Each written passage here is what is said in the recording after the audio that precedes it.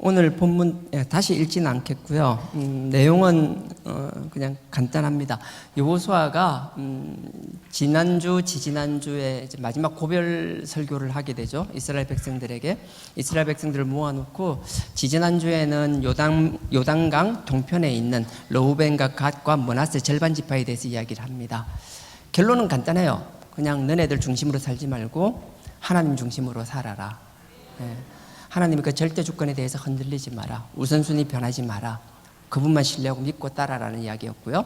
지난주에 했던 요단강 동편 서쪽에 있는 약속하신 가나안 땅에 있는 아홉 개 지파와 절반 지파에 대해서도 거의 동일한 말씀이었어요. 다른 게 아니라 환경 보지 말고 흔들리지 말고 오직 그분만 바라봐라. 그리고 너네들이 지금 차지한 땅이 볼 때 너네가 한 거라고 자꾸 그런 마음이 막 속에서 막 물끌물끌 솟아 나올 수 있지만 결론적으로 얘기하면 너가 한 거 하나도 없다. 다 하나님이 하신 것이다. 잊지 말라라고 이야기를 합니다. 그러면서 이제 마지막으로 다시 한번 광고 먼저 하겠습니다.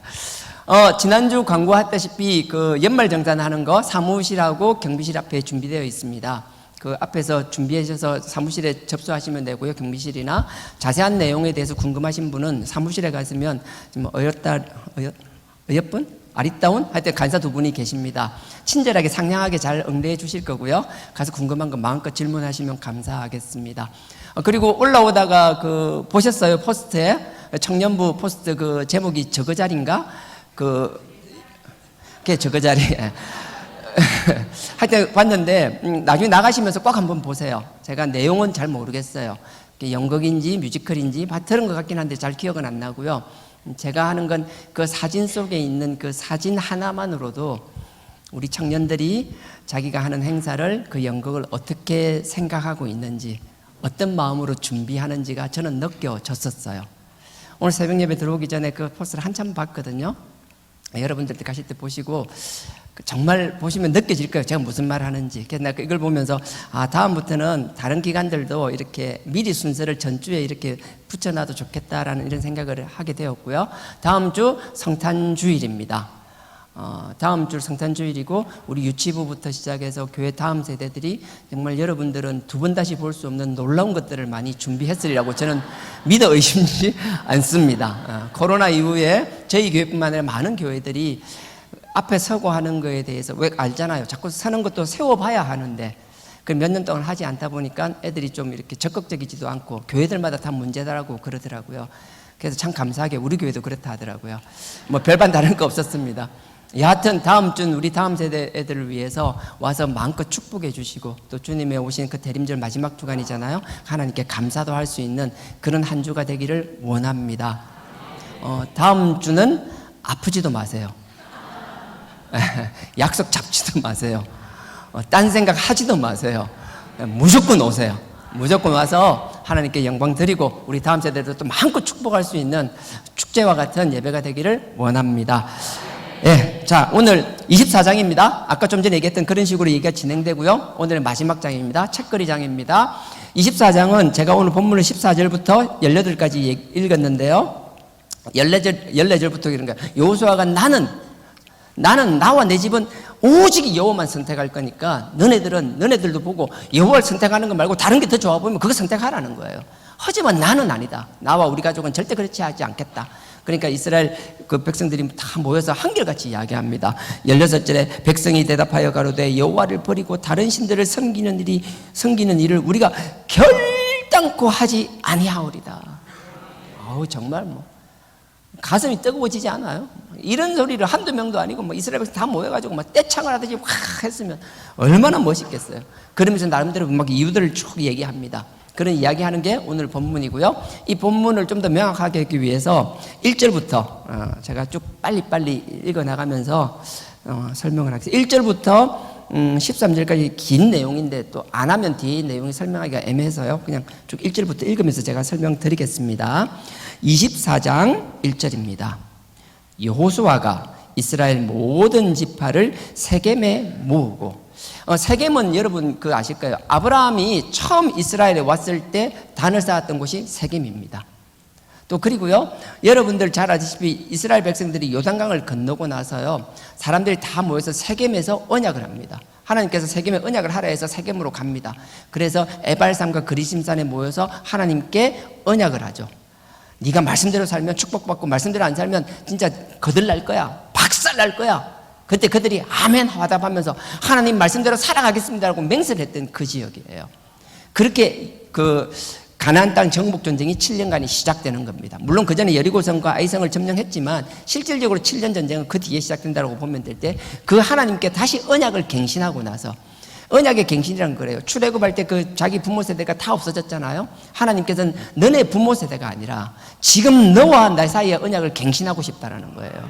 그래서 우리 부모 세대의 신앙 고백 아무 소용없는 건 아니겠지만 부모 세대의 신앙 고백 못지않게 중요한 건 우리 다음 세대들이 그들의 각자의 하나님을 향한 신앙 고백이 필요하다라는 거예요. 그래서 그걸 위해서 자녀를 위해서 기대해 줄 수 있는 것이고 무엇보다도 우선순위를 하나님을 줄 수 있는 삶을 살게 하게끔 자녀들에게 우리가 본을 보여야 될 것이며 근데 알잖아요. 우리 다 들어온 존재들이고 우리 스스로가 욕심을 이길 수 없는 존재들이고 우리 스스로가 육신의 그 유혹을 이길 수 없는 존재들이라는 것. 그래서 저 십자가 바라보며 그 그리스도 보혈을 의지하며 적절하게 싸워 나가는 것. 그것만으로도 자녀에겐 훌륭한 본이 될 줄 믿습니다. 또 그것과 더불어 자녀를 위해서 기도하며 자녀들이 하나님 앞에 바로 서기를 위하여 그들을 위하여 기도하는 나와 여러분 되기를 주님의 이름으로 부탁드립니다. 그래서 이게 세겜에 다 모인 거예요. 이스라엘 모든 지파를 세겜에 모으고 이스라엘 장로들과 투령들과 재판장들과 유사들 계속 반복하는 건데 지금 몇 주째요. 하나님께서는 모세라는 훌륭한 종을 세웠습니다. 하지만 모세 하나를 가지고 결코 다 하지 못했어요. 아론을 붙여주시고요. 그 다음에 그 많은 가족들뿐만 아니라 많은 사람들을 통하여 그 일을 함께 하게 하셨습니다.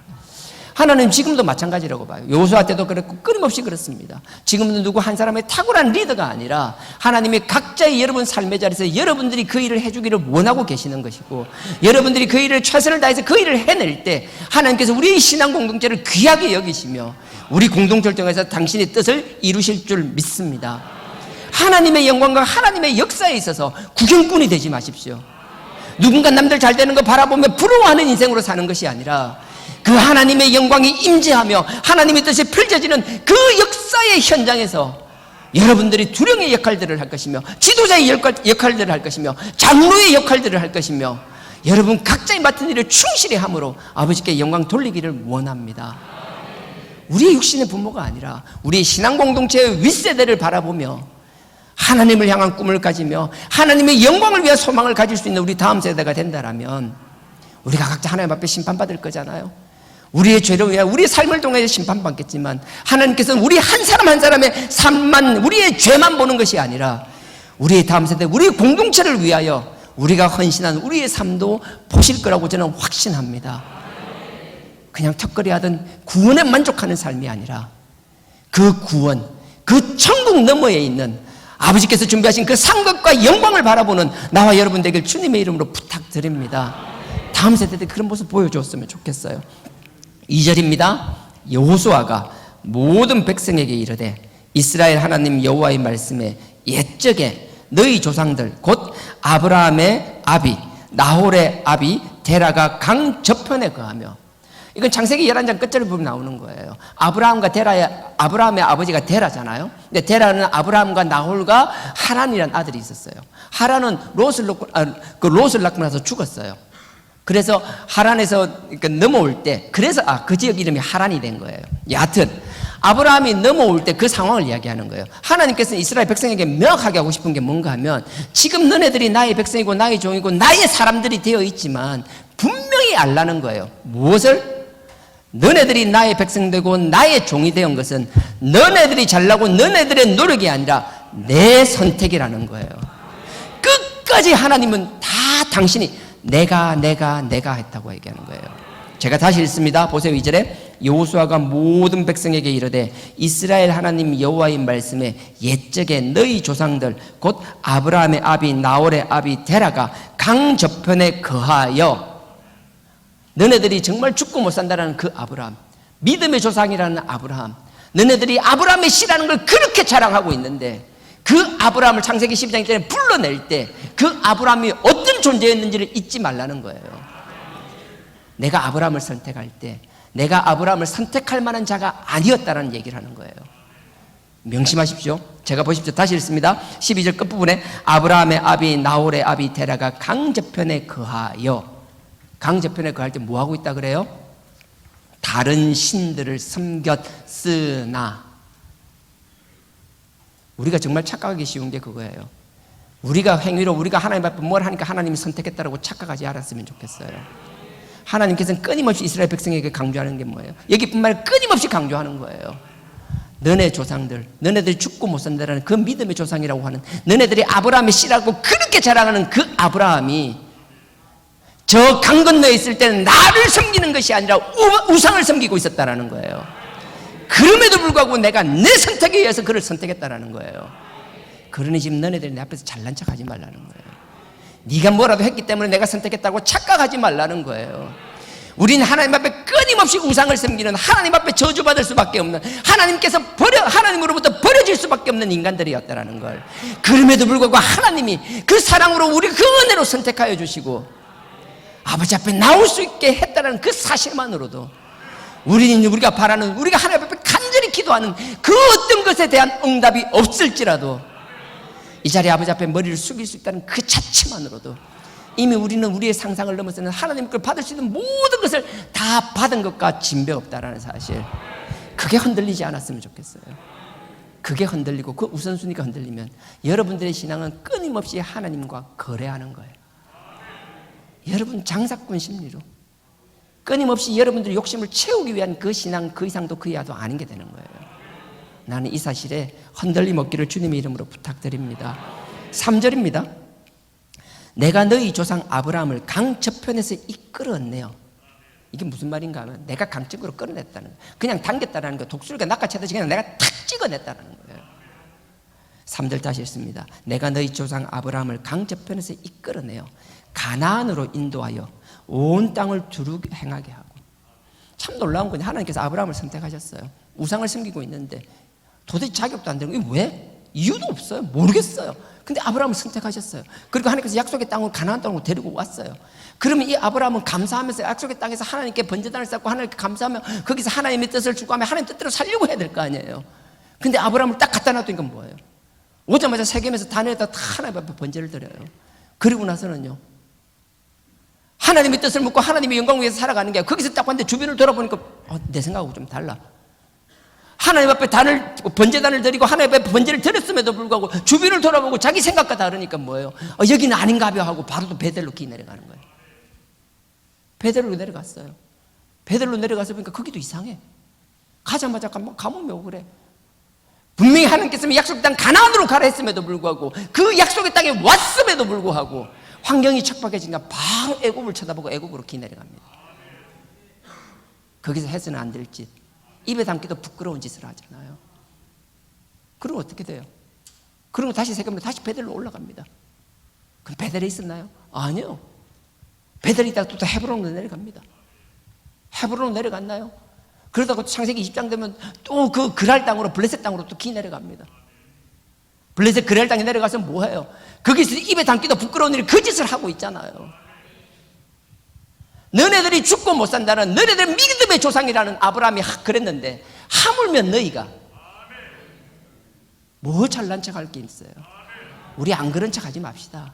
아니라고요. 하나님 약속 듣고 뭐 듣고 막 가슴이 뜨거운 심정으로 와서 막 이렇게 하고 열심히 신앙생활 하는데 1년, 2년, 3년, 4년 지나다 더 잘 되는 거죠. 잠깐 잘 되는 것 같더니만 내 삶을 되돌아보면 안 되는 게 더 많고, 내 상황을 보면 뭐 내 환경, 물질, 건강, 자녀, 직장, 진로 쳐다볼 때마다 아닌 것 같으면은 아버지 이 환경 가운데서도 아버지의 음성이 무엇인지를 받고 아버지 앞에 무릎 꿇는 것이 아니라 주변을 쳐다보고 주방에 믿지 않는 사람들, 아버지 앞에 그 회개의 문제, 그 그리스도 보혈이 뭔지조차 모르는 신앙생활은 그들을 보고 조금만 잘 되는 거 있으면 거기 기웃기웃거리고 그거 따라가고 싶은 마음이 막 끌어올라오고 있어요. 몸은 어쩔 수 없어 사람 눈치 보면서 가지 못하지만 마음은 이미 따라 나가 있고, 그러면서 뭐 대단한 신앙 가지냐? 남들 판단하는 데서는 앞장서서 하면 그러지 말라는 거예요. 3절, 온 땅을 두루 행하게 하고 그 씨를 번성케 하려고 그에게 이삭을 주었고. 20장까지 그런 일을 하구나. 그랄 땅까지 갔다는데 21장에 이제 주잖아요, 이삭을요. 자, 4절입니다. 이삭에게는 야곱과 에스를 주었으며, 원래 에스가 형이죠. 근데 왜 바뀌는지 다 아실 거고요. 야곱과 에스를 주었으며, 에스에게는 세일산을 소유로 줬어요. 세일산은 에돔 땅이에요. 그 에돔 땅을 주었어요. 하나님께서는 에스가 아니라 야곱을 선택했어요. 그래서 하나님의 선택을 받지 못한 사람은 오히려 볼 때 물질을 크게 받았어요. 그 가나안 땅 가까이 있는 에돔 땅에 넓은 지역에 좋은 땅을 받았어요. 지금 여러분들 성지순례 가면 항상 가는 이름도 생각이 안 난다. 막 돌에다가 뭐 파가지고 막 멋지게, 뭐죠? 혹시 성지순례나 갔다 오신 분, 내가 어디 얘기하는지 암만 있는데 아시는 분, 페트란가? 모르면 넘어가고요. 다 모르니까, 예. 나도 모르고, 다 하여튼 그런 거 있어요. 하여튼 그런 땅을 받았어요. 천연의 요새라는 지역을 받았어요. 근데 하나님이 선택하신 야곱은요, 애굽으로 내려가잖아요. 얼마나 힘들게 고생해요. 그냥 내려가는 거잖아요. 슬픈 사연이 있잖아요. 창세기 37장에 보면, 물론 그 집 땅에도 싸요. 요셉 하는 집 보면 형님 앞에서 그렇게 깐족거리면 나라도 그냥 안 뒀을 것 같아. 형들한테 깐족, 아빠 엄마한테도 깐족. 그러니까 미워가지고 그냥 팔아버리잖아요. 파는데 누구한테 팔아요? 이스마엘 그 사람들한테. 그 에돔 지파. 그 팔아는 게 애굽에 팔아먹잖아요. 그냥 그렇게 끝나는 게 아니잖아요. 그 아들을 잃고 힘들어할 때 결국 47장에 보면 어때요? 그 여러 가지 과정들을 통해 47장에 보면 그 가족들이 다 애굽으로 넘어가서 고센 지역에 살게 되잖아요. 거기서 얼마나 고생합니까? 결국 죽을 고생 다 해서 다시 돌아오잖아요. 지금 그 과정을 이야기하는 거예요. 자, 5절. 그렇게 해서 막 힘들게 살고 막 종살이하고 힘들게 있을 때, 시작은 창대했으나 끝에는 정말 비참한 삶이었잖아요. 총리되고 뭐 너무너무 좋은데 가면 갈수록 나중에는 핍박이란 핍박은 온갖 동네 핍박 다 끌고 모아서 받고 있었잖아요. 그때 하나님께서 버려두는 게 아니잖아요. 내가 너네들 선택하고 나의 약속의 자녀가 약속의 민족이 되고 나의 약속을 이룰 사람이라면 너네들은 그냥 잘된 길, 잘 닦인 길, 축복의 길만 걷는 것이 아니라 너네들이 광야에서 정말 나그네 되고 낙이 되고 남 밑에서 종살이하는 삶을 살아봐서 니보다 힘든 사람을 품을 수 있는 넉넉함을 키우라고 아버지께서는 그 힘든 고난의 과정을 허락하신 거잖아요. 이건 선택이 아니라 필수였어요. 하지만 아버지께서는 때가 되고 그들을 통하여 당신이 계획하셨던 그 창세기부터 시작된 그 아버지의 그 우리를 구원하기 위한, 우리 구원하여 죄에서 씻기 위하여 그 예수 그리스도를 보내주시고 그 그리스도를 믿는, 그 예수를 믿는 우리에게 그 사역을 감당하실 직분을 주시고 그 사명을 감당하는 우리를 통하여 이 열방을 변화시키고자 하는, 이 열방을 아버지께 데려오기를 원하는 그 뜻이 이루어지는 그 구속사의 가운데서도 그들을 끌어내기 위해서 그들에게 모세와 아론을 보내시잖아요. 그게 이제 5절입니다. 내가 모세와 아론을 보내었고 또 애굽에 재앙을 내렸나니, 여러 이제 10가지 재앙 있잖아요. 1피 2개 3이 4파 5악 6종 7우 8매 9흑 10장 고스바입니다. 열은 장입니다. 10번째는 장자예요. 1피, 첫 번째 피해. 2번에 개구리 깍깍깍 하는 개구리.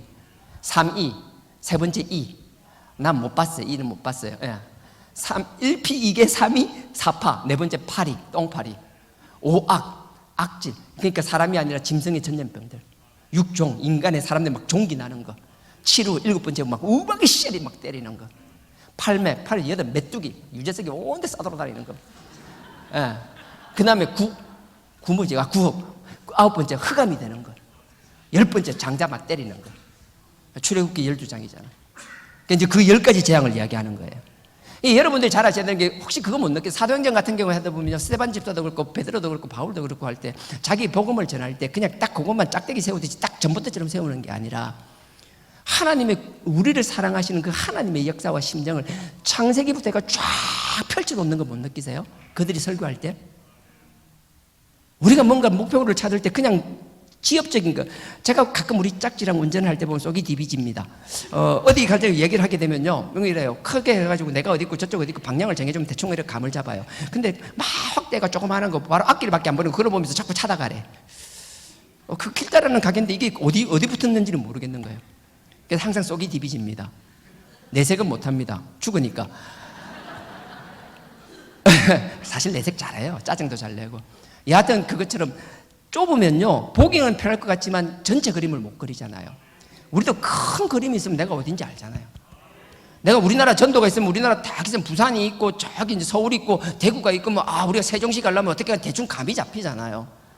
그래서 우리 다음 세대들한테 많은 것들을 가르쳐야 되는데 첫 번째 가르쳐야 될 첫 번째라겠지만 반드시 가르쳐야 될 게 하나님께서 세상을 창조하시고 그 창조하셨을 때 아담을 만드시고 하와를 만드시는데 그 말도 안 되는 말 더럽게 안 듣는 그 사단마귀가 배신해가 막 뱀처럼 해가 말하는 거 그 인간 때문에 이 꼬인 족보와 이 꼬인 역사를 뭐예요? 하나님께서 그 아들 그 피를 통해서 예수를 통해서 그 예수의 그 뒤꿈치를 받는 그 뱀 대가리를 예수님이 그냥 뒤꿈치로 팍 밟아 뭉개는 창세기 3장 15절 그 역사 그 뜻을 이루기 위한 그 일을 위하여 우리를 부르셨다라는 거예요. 우리는 그냥 살아가는 게 아니에요. 예수께서 우리의 피 흘린 건 그 피값으로 네 혼자만을 위한 삶이 아니라 이 세상에 남들이 볼 때는 모릅니다. 저 밖에 있는 사람들을 보고 이렇게 말할지도 모릅니다. 하지만 우리는 이 세상을 바라볼 때 하나님을 대적하는 사탄마귀의 권세를 깨뜨리는 게 우리의 사명이 되어야 되는 거예요. 이게 흔들려서는 안 돼요. 우리가 원하는 거 건강의 축복, 물질의 축복, 세상의 온갖 잡신들도 다 이야기하는 거예요. 하나님께 대적했던 그 사단마귀의 그 머리다, 그 대가리, 그걸 우리가 발로 짓밟아 뭉개버리는 것, 그 영적 싸움을 위해서 하나님이 우리를 부르셨다는 사실 잊지 마십시오. 그러니 하나님을 위한 거룩한 영적 싸움을 해야 되기 때문에 우리가 육신에 대한 반듯함이 필요하다라는 거예요. 그들은 우리의 영적 모습을 보는 게 아니라 드러나는 우리의 육신을 보기 때문에 자녀들에게도 마찬가지고요. 나 여러분들이 가볍게 살지 않았으면 좋겠어요. 하나님 앞에 정중동 진중한 모습을 보였으면 좋겠어요. 반성같이 흔들리지 않았으면 좋겠어요. 하나님의 그 이름 앞에 그 이름 위에 아무것도 놓지 않았으면 좋겠어요. 오직 하나님의 영광만 바라보며 그 아버지의 영광과 그 아버지의 뜻을 위하여 나아가는 나와 여러분들에게 주님의 이름으로 부탁드립니다. 5절 했죠? 예, 아론을 보냈고 애굽에 재앙을 내렸나니 곧 내가 그 가운데 행한 것과 같고 그 후에 너희를 인도하여 내었노라. 자, 6절입니다. 내가 너희 열조를 애굽에서 인도하여 내어 바다에 이르게 한즉 애굽 사람이 병고와 마병을 거느리고 너희 열조를 홍해까지 따르므로. 아까 출애굽기 7장부터 10가지 재앙이 나옵니다. 12장까지 12자리 6월절까지 10가지 재앙이 7장부터 12장까지 쭉 나옵니다. 그러다가 이제 14장에 보면 이제 홍해 사건이 나오죠. 홍해 하는 것. 놀라운 일이죠. 막 그냥 홍해가 탁 있는데 그냥 하나님께서 뭐예요? 막 뒤에 쫓아오니까 막 탁 흑암으로 막고 구름을 탁 막아버려요. 커튼처럼 탁 가려버리는 거예요. 그런 것은 하나님이 그냥 못을 통해서 지팡이 치니까 바닷물이 쫙 갈라진 게 아니라 딱 하나님의 말씀에서 지팡이를 대니까 바람이 확 몰려오는 거예요. 막. 얼마나 센 바람이면 바람이 그냥 바다를 갈라내는 거예요. 왜요? 그렇게 센 바람으로 해야지 사람들이 지나갈 만큼 바닥이 말라버리니까. 그 흙바닥 진정 물기가 있으면 마차 하나 지나갈 수가 없잖아요. 그러니까 그 강력한 바람으로 그 홍해를 막 옆으로 막 그 뭐죠? 그 우리 돈 내고 들어가는 걸 뭐라 그러냐? 수족관 많은데 아쿠아리움 그래요. 우리 문사고 하려면 저 정도 돼야 돼. 아쿠아리움요. 아쿠아리움처럼 쫙 세워놓고 막 바닥은 그냥 마차가 지나가도 빠지지 않을 만큼 강력한 바람으로 그렇게 하잖아요. 그리고 보세요. 난 지나고 나면 어떻게 되는 14장에 바닥에 마차가 지나가지 못할 만큼 다 빠져버리게 만들고 움직이지 못할 때 물이 덮어버리고 하나님께서 그렇게 역사하셨어요. 지금 여러분들은 아멘 문 밖에 있는 사람 이 소리 들으면 다 또 이럴 거예요. 정신 나간 인간들이라고. 그러거나 말거나 우리는 그들이 보는 게 아니라 그들이 보지 못하는 것을 믿고 보지 못하는 것을 실행하기 위하여 살아가는 사람들입니다. 그들이 이해할 수 없는 그들의 가치관으로는 도저히 납득이 되지 않는 난 여러분들이 이 땅에 소망을 두는 게 아니라 우리 모두가 저곳에 소망을 두며 할 수 있으면 저곳에서 하나님 그 아버지 가까운 주님 가까운 곳에서 만날 수 있기를 주님의 이름으로 부탁드립니다. 6절 제가 6절 읽었나요? 네, 7절 너희 열조가 나 여호와께 부르짖기로 내가 너희와 애굽 사람 사이에 흑암을 두고 바다를 이끌고 좀 전에 설명했던 거죠. 그들을 덮었나니 내가 애굽에서 행한 일을 너희가 목도하였으며 또 너희가 여러 날을 광야에 거하였느라. 이미 여러 날 40년을 이야기합니다. 정말 힘든 거죠. 8절 내가 또 너희를 인도하여 요단 저편에 거하는 아모리 사람의 땅으로 들어가게 하며. 이제 광야 40년 기간이 끝났습니다. 40년도 만나와 메추라기를 통해서 얼마나 거예요. 만나와 메추라기 같은 것도 그거 아니에요. 메추라기도 볼 때 그냥 동풍이 부니까 메추라기가 막 날아가려고 하는데 막 도저히 막 바람이 바다를 가르듯이 뭐 그 정도인지 모르겠는데 막 태풍 같은 바람이 오니까 메추라기들이 그 바람을 뚫고 지나갈 수가 없잖아요. 이게 바람에 밀려 가다 보니까 이스라엘 진영에 다 옹기종기 모이잖아요. 하나님께서는 그런 분이에요. 당신이 하실 때는 이 수고가 아니라 내가 다 준비해 놓겠다라는 거. 그렇게 말 안 듣는 우리는 그래도 왜 어떤 환경에서도 원망거리를 차단하는 탁월한 능력을 가진 게 우리잖아요. 남들은 부러워 죽겠다라는데 저 삶의 절반만 따라가도 막 어떨지 몰라서 막 그냥 자지러질 것 같은데, 그런 환경에서도 도저히 남들은 상상도 할 수 없을 만한 원망거리를 차단해서 원망하고 지랄하고 자빠진 우리.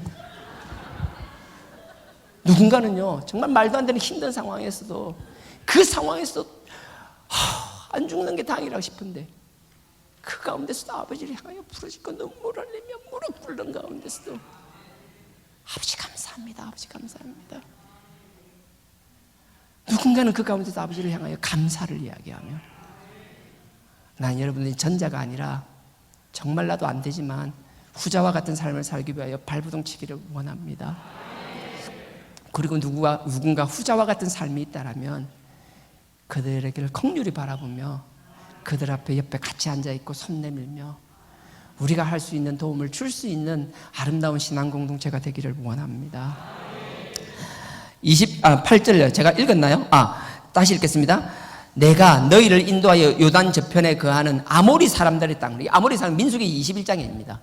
이제 가나안 생활 40년을 끝났습니다. 이제 하나님이 약속의 땅 가나안 땅을 걸으려면요 쭉 광야 시대를 끝나고 가나안 땅 오른쪽에 있는 가나안 땅 동편 지역으로 가서 딱 베이스 캠프를 정하고 이제 진영을 다시 한번 딱 체계를 잡아야 되는 거예요.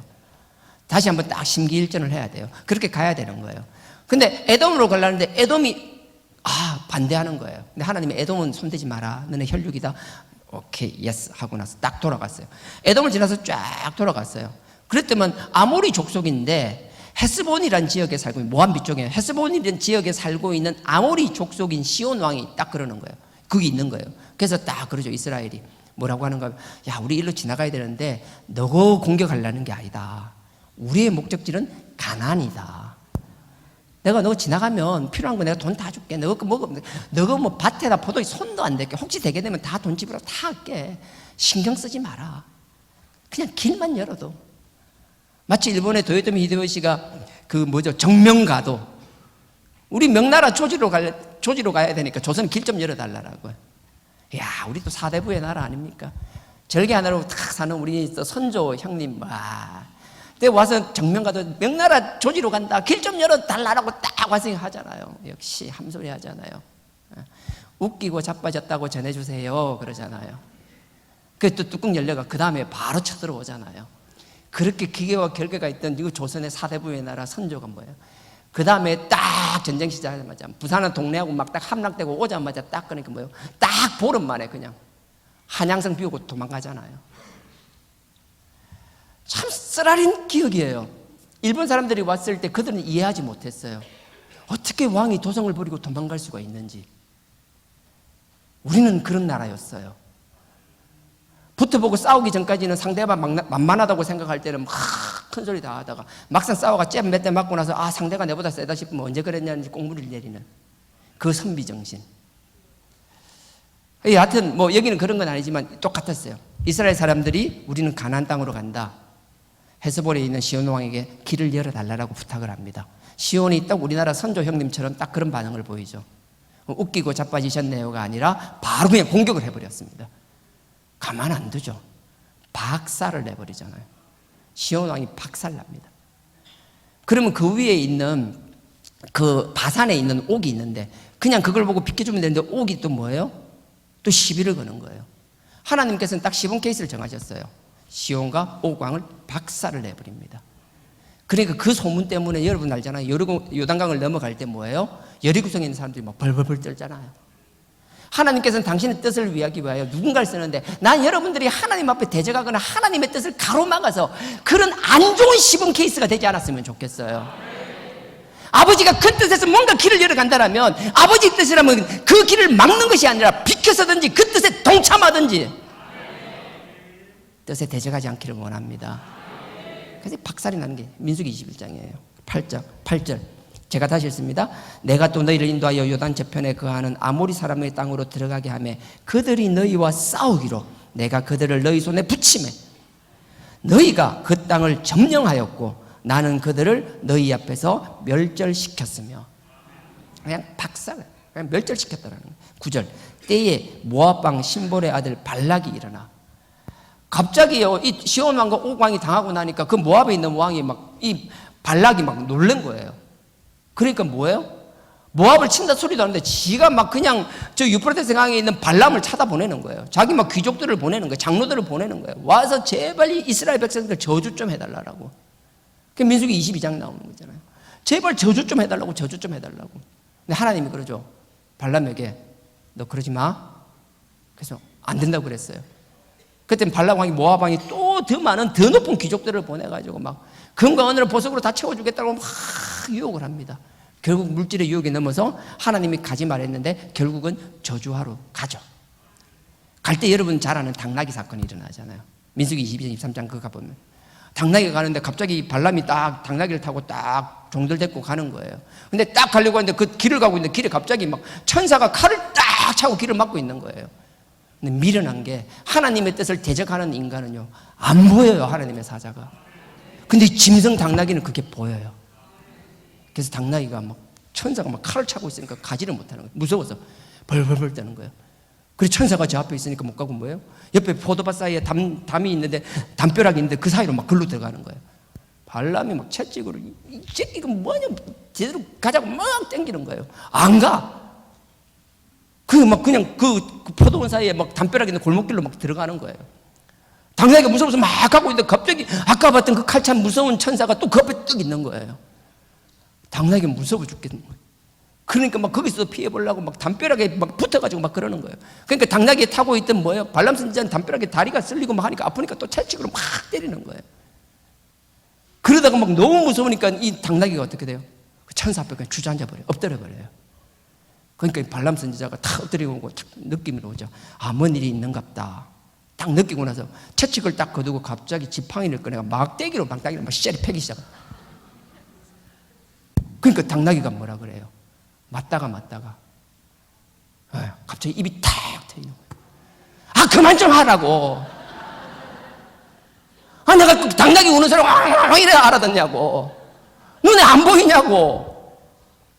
내가 평생 네 모시고 다니면서 한 번이라도 이런 적이 있냐고. 아, 그만 좀 때리라고. 그만 좀 때리라고. 인간이 그렇게 미련합니다. 하나님의 뜻을 거스르는데 짐승보다 미련한 게 인간일 수 있다는 거예요. 발람의 문제가 아니라 이 자리에 있는 우리 모두의 문제가 될 수 있어요. 말 못하는 짐승보다 미련한 자가 되지 않고 아버지께서 처음 이야기하시면 그 아버지의 뜻을 순히 받아들이는. 근데 쉽지 않죠. 그죠? 아버지 뜻을 알면도 불구하고 유혹은 뭐예요? 우리가 그렇게 사랑하는, 가끔은 하나님보다 더 사랑하는 게 아니라 가끔은 물질보다 하나님이 더 사랑스러울 때가 있을까 말까 하는 삶을 사는 우리에게 우리가 그렇게 사랑하는 금은 보화를 주면서 얘기하면 하나님의 음성을 들었고 하나님의 뜻을 알매도 불구하고 우린 주저없이 물질 따라가잖아요. 그리고 얘기하죠. 하나님 은혜라고. 그러지 맙시다. 자, 9절요. 네. 때에 모압 왕 신볼의 아들 발락이 일어나 이스라엘을 대적하여 사람을 보내어 보올의 아들 발람을 불러다가 너희를 저주케 하려 했으나, 좀 전에 이야기한 내용입니다. 민수기 22장 23장 내용입니다. 내가 발람을 듣기를 원치 아니한 고로. 이게 무슨 말인가 하면요, 발람이 막 저주하려고 했는데 하나님이 아예 내가 듣기 싫어서 못 듣게 해. 얘가 내 백성 저주하는 게 그 못 듣겠는 거예요. 아예 그런 상황을 안 만들어 버렸다라는 거예요.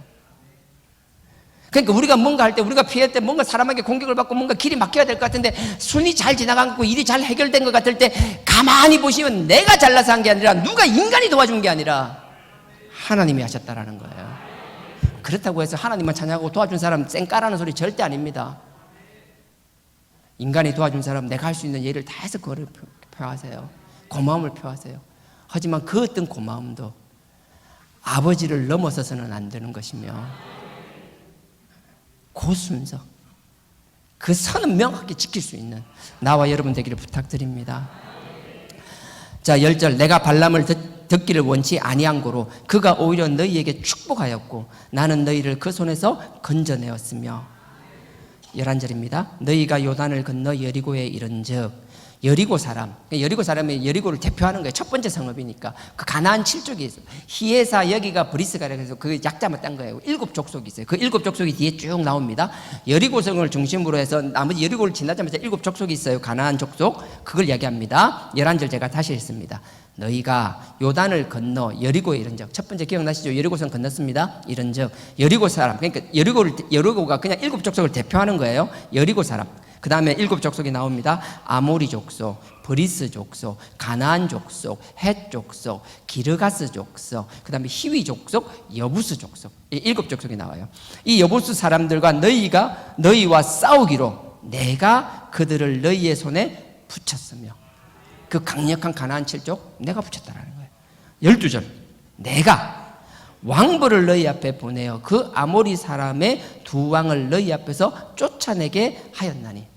아까 민수기 21장 할 때 다시 회상하는 거예요. 야, 민수기 21장 할 때 그 강력한 왕들인데 헤스본에 있는 아모리 왕 시온과 저 바산에 있는 옥왕, 야, 만만한 왕 아니잖아.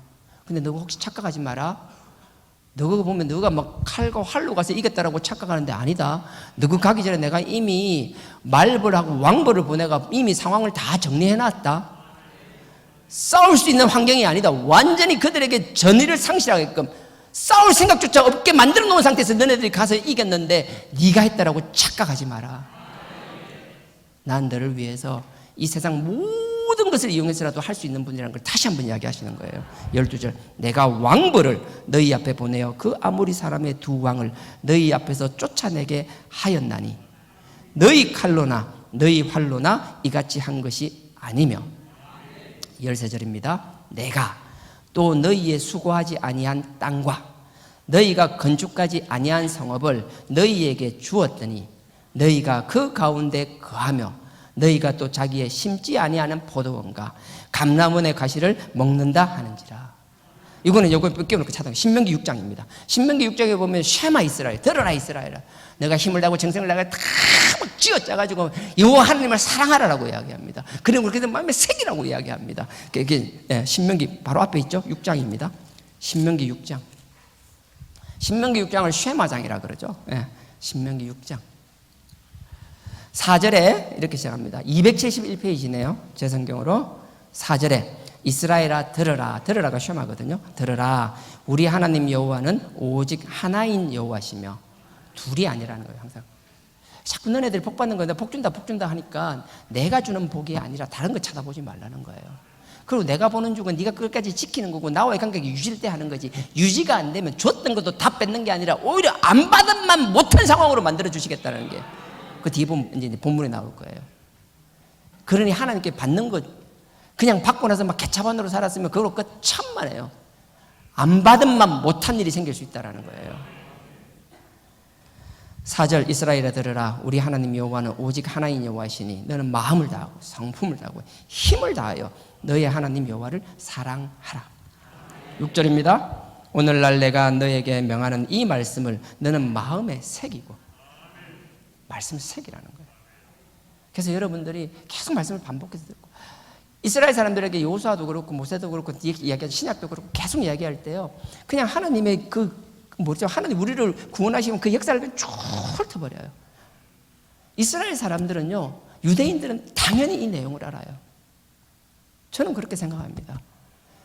우리 다음 세대 여기서 나고 자란 애들이 최소한 우리 부산제일교회에서 최소한 10년 가까이 다음 세대 교육을 받고 자랐다라면 걔들에게 뭔가가 아니라 그냥 제가 이렇게 얘기하는 내용이 당연히 그들의 머리과 가슴속에 그냥 장이 깔려 있어야 된다고 저는 생각을 해요. 그러고 나서 그 바탕 위에 그 하나님의 구속 역사, 하나님의 뜻 가운데 그 뜻 위에 아버지께서 우리가 좀 그때그때 주시는 아버지의 그 사명이 세워져야 되는 것이고, 10수년을 여기서 교육을 받았는데 몰라. 몰라. 왜 모르니? 아무도 안 가르쳐줬대. 물론 가르치고 있죠. 하죠. 근데 제가 그걸 말하는 게 아니라 정말 이거는 우리가 지금 하나님 앞에 각성하고 전략적으로 접근해야 돼요. 우리 세대에게 하나님의 뜻을 어떻게 가르쳐야 될지. 유치원부터 초등학교까지 그 과정들을 보면 최소한 요때마다 어느 정도 어느 걸 해야 될지 큰 지도를 그려놓듯이, 그 교육과정을 가하듯이 10개년 교육계획서를 세우듯이 쫙 세워서 최소한 어느 정도 되면 최소한 하나님이 나를 사랑하기 어떻게 하셨는지, 그 아들을 왜 보내주시고 그 아들을 보내주시고 우리가 그를 믿는 그 고백하고 4단계 회개로 그리스도 보혈로 씻는 것이 왜 그렇게 해야 되는지, 그 그리스도 보혈로 4단계 한 사람이 어떻게 살아나가야 되는 것인지, 그 아버지의 뜻에 우리가 함께 참여하는 것이 아버지께 대적했던 사단마귀의 저주의 사슬을 끊는 그 귀한 사역임을 가르쳐야죠. 그냥 이랬다 저랬다 이랬다 저랬다 이랬다 저랬다. 아니 지금 잘하고 있어요. 제가 한다고 잘못한다고 생각하지 마시고 정말 잘하고 계세요. 주일학교 교사분들 다 밖에 나가 지금 섬기고 계시잖아요. 정말 저분들 귀하신 분이에요. 저한테는 그냥 평신도 분들이 아니에요. 그들은 저에게 동력자예요. 하나님은 저보다 오히려 더 귀하게 생각하시는 분들일 거라고요. 그냥 그들을 위하여 그들에게 뭔가 자료를 제공하는 것도 우리 교회의 사명이라는 거, 그냥 그 이야기가 하고 싶었던 거예요.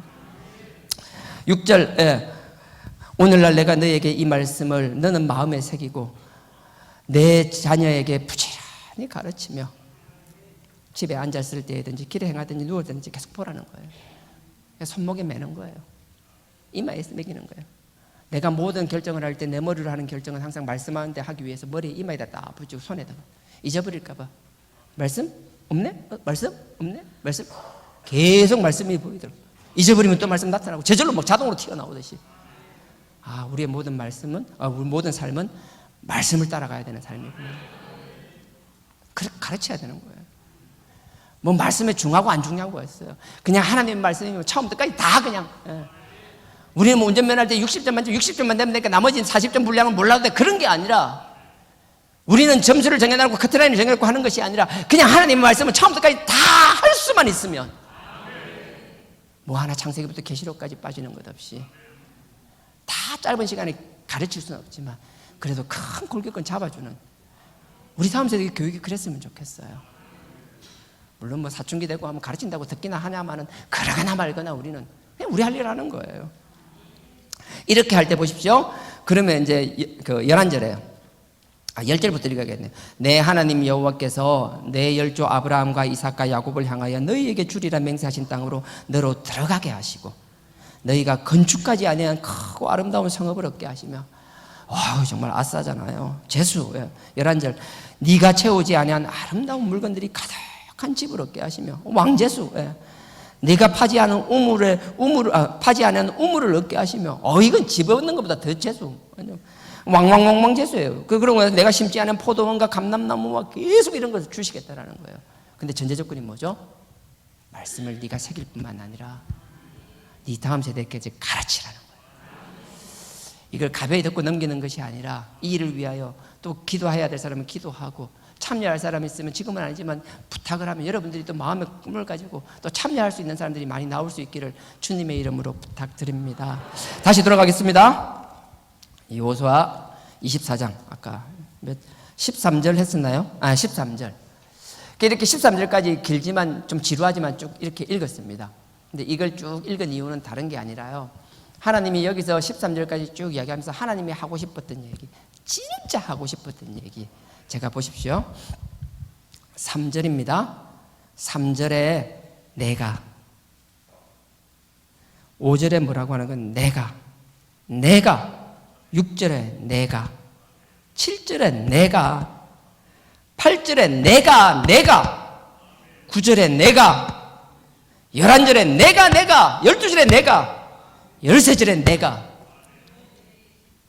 아브라함 선택부터 지금 이 자리까지 모든 것은 내가 했다라는 거예요. 내가 아닌 네 앞에 지금 모세가 보여? 내가 아닌 네 앞에 여호수아가 보여? 하나님은 처음부터 끝까지 내가.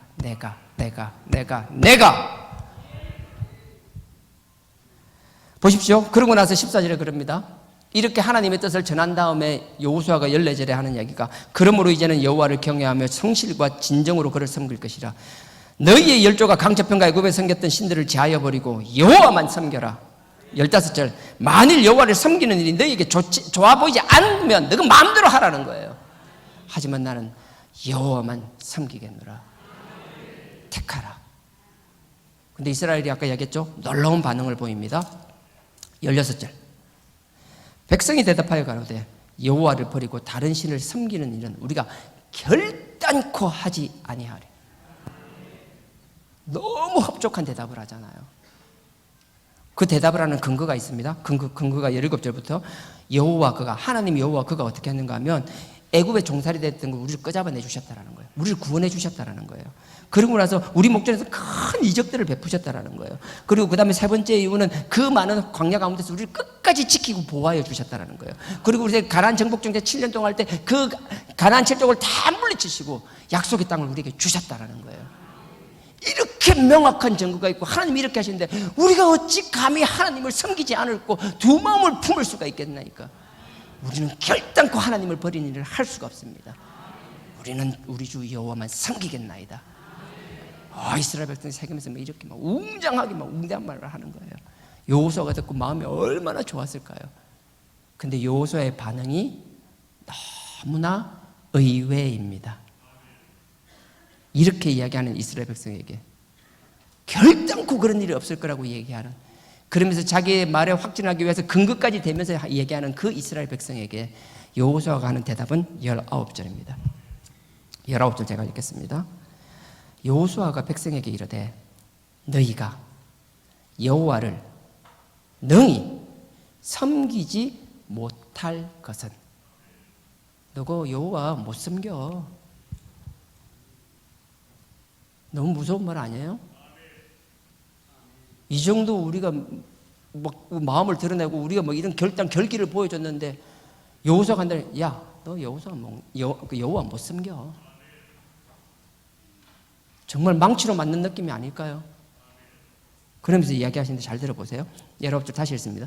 여호수아가 백성에게 이르되 너희가 여호와를 능히 섬기지 못할 것은 그는 거룩하신 분. 너네처럼 그 변덕이 죽을 때 너네라고 다른 분이라는 거예요. 그 다른 거룩하신 하나님이 어떻게 하는지 보세요. 거룩하신 하나님이시요 질투하는 하나님이시. 제가 아까 1절부터 13절까지 그렇게 읽으면서 다시 한번 반복해서 하나님이 내가 왜 그렇게 강조하신지 아시겠어요? 출애굽기 20장도 그렇고 신명기 5장도 그렇고 십계명을 이야기하실 때 아버지께서 제일 싫어하는 게 우상에 관한 건데, 우상에 관해서만큼은 딱 명료하게 그 조항에다 얘기했어요. 자손 3, 4대까지 내가 그냥 안 두겠다라고. 그렇게 싫어하는 게 나와 다른 것의 우선순위를 바꾸는 건데, 황금송아지가 뭐 우상인가요? 그들은 황금송아지를 만지면 그 황금송아지를 하나님이라고 얘기했어요. 너네들이 어떤 말로 합리화해봐라, 너네들이 어떤 말로 포장해봐라, 나는 나일 뿐이다.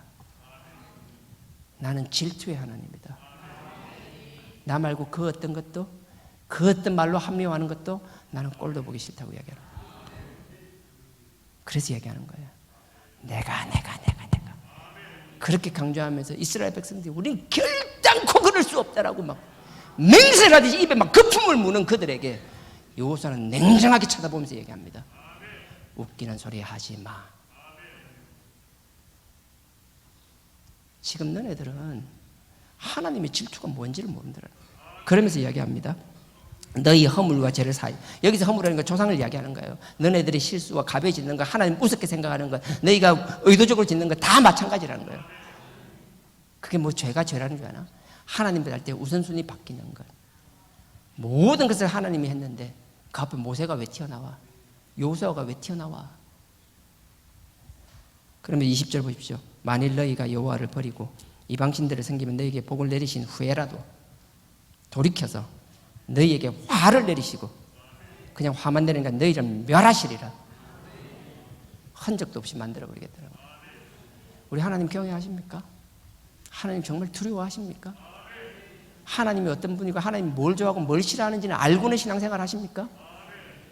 내 기준의 신앙생활, 나의 열정과 하나님의 이만큼 내가 드린다면 하나님 기뻐하실 거라고 그 착각 속에서 살아가는 건 없으세요?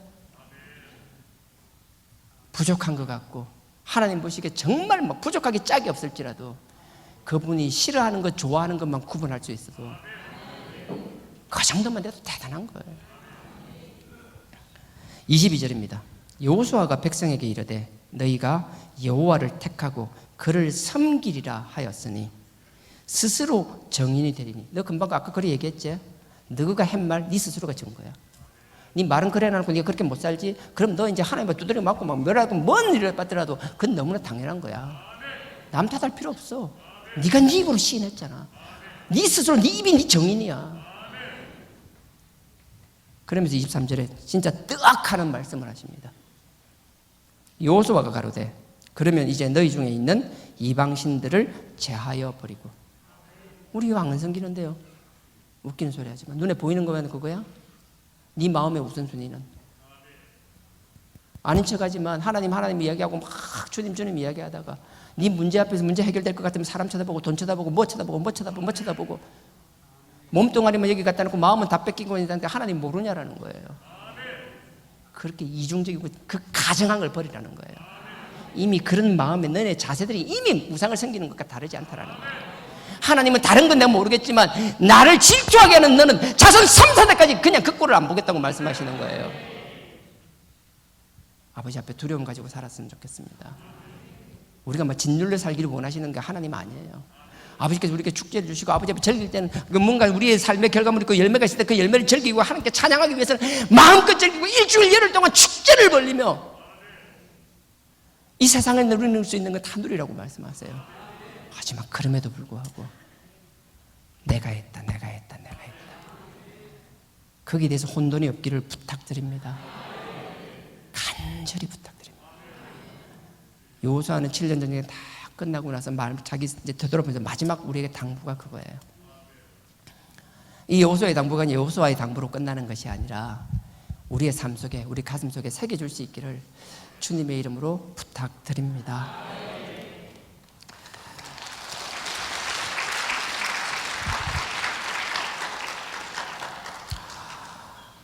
쉽지 않은 길입니다. 저도 말은 이렇게 하지만 너 그렇게 살아? 아니요. 너 우선순위 안 바뀌어? 아니요. 항상 네 삶에 하나님이 첫 번째야?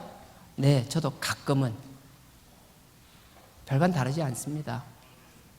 그러니 잘났다라고 하는 게 아니라 누구를 손가락질하고 판단하는 것이 아니라 내가 부족함에도 불구하고 아버지께서 싫어하고 좋아하는 것을 안다라면 싫어하는 것은 할 수만 있으면 안 하려고 발버둥치고 아버지가 기뻐하시고 좋아하는 것을 하기 위하여 발버둥치는 삶. 내 힘이 내가 안 되면 도움을 구하면 같이 하자라고 손 내밀어주고 누군가 뒤에 처지는 사람에서 손 내밀어서 같이 끌어주고 뒤에서 밀어주고 그럴 수 있는 아름다운 신앙 공동체가 되기를 원합니다. 주님 다시 오실 때까지 나는 이 길을 가리라. 좁은 문 좁은 길 나의 십자가 지고 나의 가는 이 길 끝에서 나는 주님을 보리라.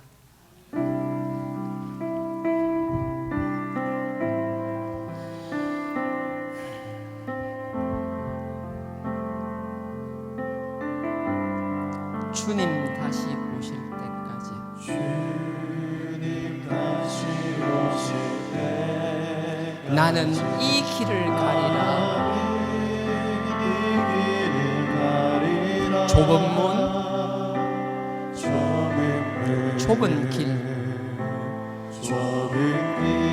나의 십자가 지고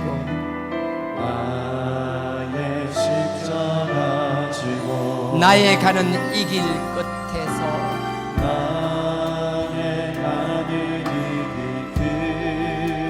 나는 주님을 보리라. 영광의 내 주님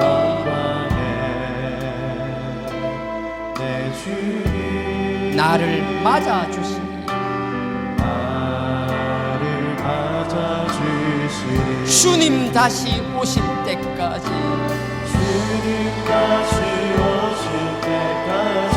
나는 일어나 달려가리라.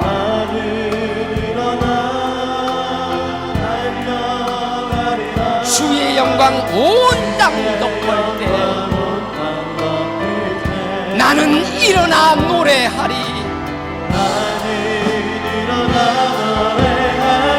내 사모하는 주님, 온 세상 구주시라.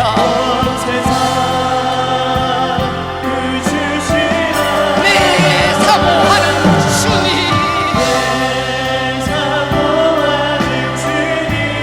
영광의 왕이시라. 다시 한번 하겠습니다. 주님 다시 오실 때까지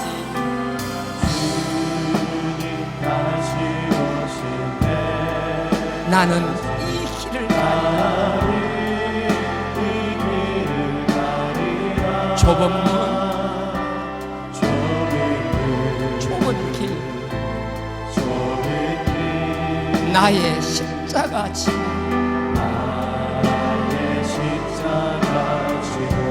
나의 가는 이 길 끝에서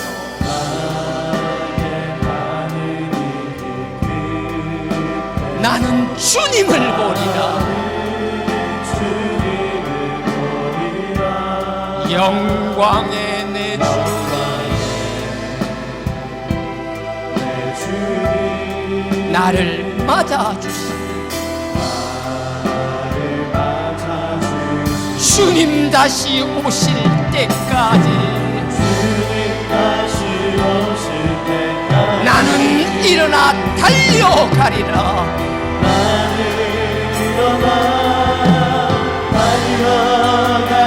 주의 영광 온 땅 덮을 때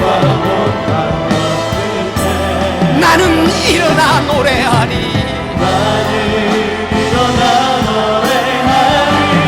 내 사모하는 주님,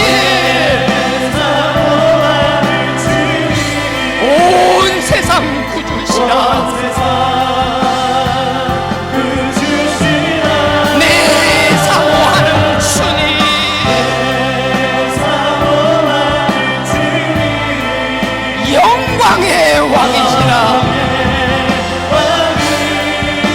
주님 다시 오실 때까지, 주님 다시 오실 때까지 나는 일어나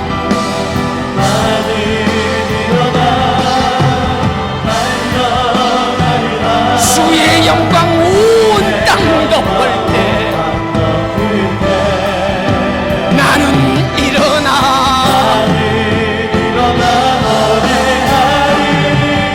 내 사모하는 주님, 온 세상 구주시라.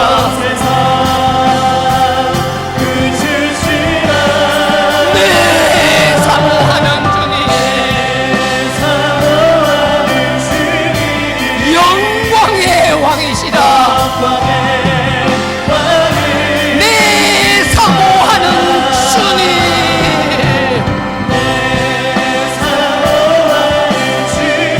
온 세상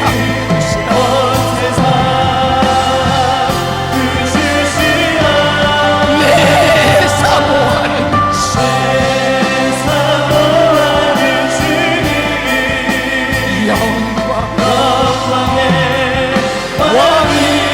왕이시라. 이 시간부터 다 같이 기도하기 원합니다. 아버지께서는 이스라엘 백성들을 그 400년간 노예생에서 구원하시고 더럽게 말 듣지 않는 그들의 광야 생활을 거치면서 아버지께서 친히 내가 모든 것을 하며 그들의 문제 하나하나를 다 해결해 주시며 그 약속의 땅조차도 그분이 앞서서 다 하시며 7년간의 전쟁 가운데 그들에게 다 넘겨주시며 너네들이 지금 큰 소리치며 언제나 나는 하나님 여호와를 선택한다라고 큰 소리치지만 아버지를 벗어나고 아버지를 배신한 일이 결단코 없다라고 얘기하지만 너네들은 너희 앞에 있는 너희를 위한 조금의 물질 앞에서도 아버지를 배신할 자들이며 너의 건강과 네가 원하는 것이 있다라면 언제든지 아버지를 배신할 수 있는 자들임을 다시 한번 깨달으라고 말씀하시며 그럼에도 불구하고 나는 오직 여호와만 택하고 선택할지니 너희는 아버지를 선택하라고 말씀하십니다. 이 길 좁은 길입니다. 힘든 길입니다. 가기 쉽지 않은 길입니다. 그럼에도 불구하고 온 세상에 주시는 아버지의 영광을 위하여, 그분을 위하여 그 길을 갈 수 있는 용기를 주시고 성령을 통하여 도와달라고, 그 결단에서 벗어나지 않게 하여 달라고 이 시간 다 같이 주여 삼창하고 기도드리겠습니다. 주여, 주여, 주여.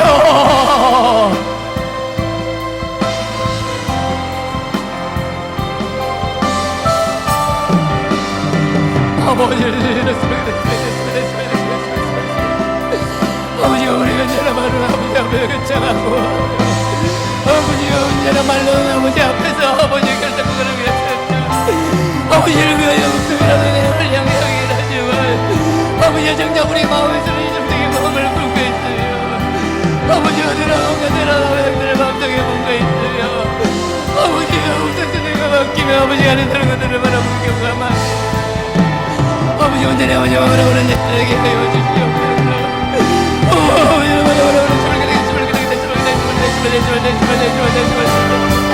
아버지의 세상이 아니라 아버지만 바라보는 저희들 되게 하여 주시옵소서. 아버지의 마음이 어떻게 주시는 아버지만 바라보는 저희들, 아버지가 그 세상 경지에서 우리를 심판하시는 건 아는 것 같아요. 아버지 우리의 땅에서 살아서 피난당하는 아버지를 위하여 못하는 자들을 하시고, 아버지 아버지 우리의 몸을 올려볼 수 있는 저희들 되게 하여 주시옵소서. 아버지 우리의 스펙을 하게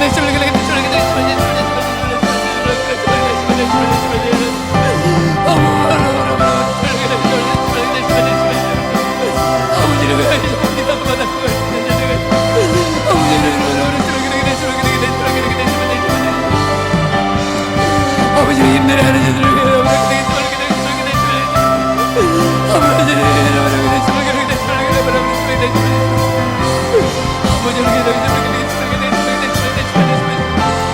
아버지 앞에 우리에게 향하여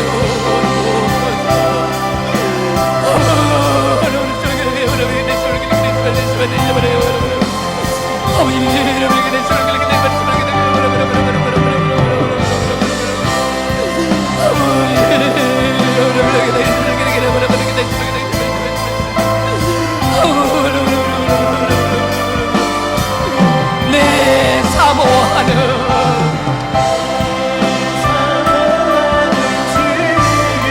온 세상 구주시라. 내 사모하는 주님,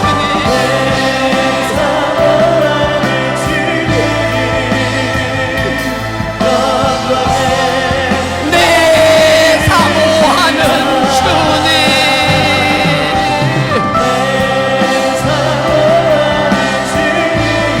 온 세상 구주시라.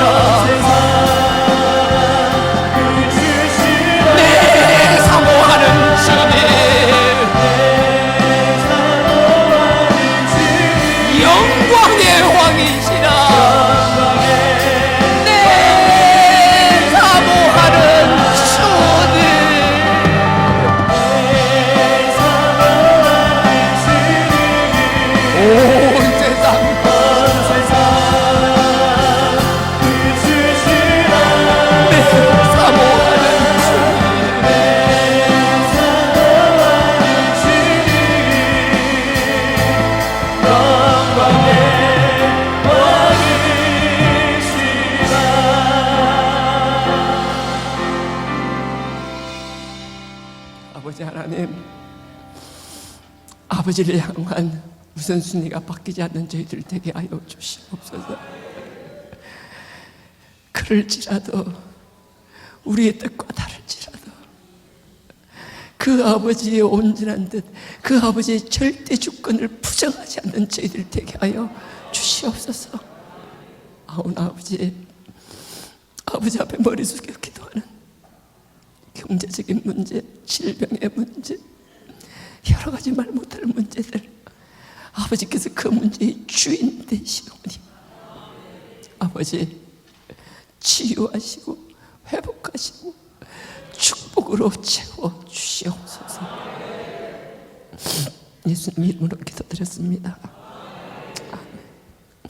하늘에 계신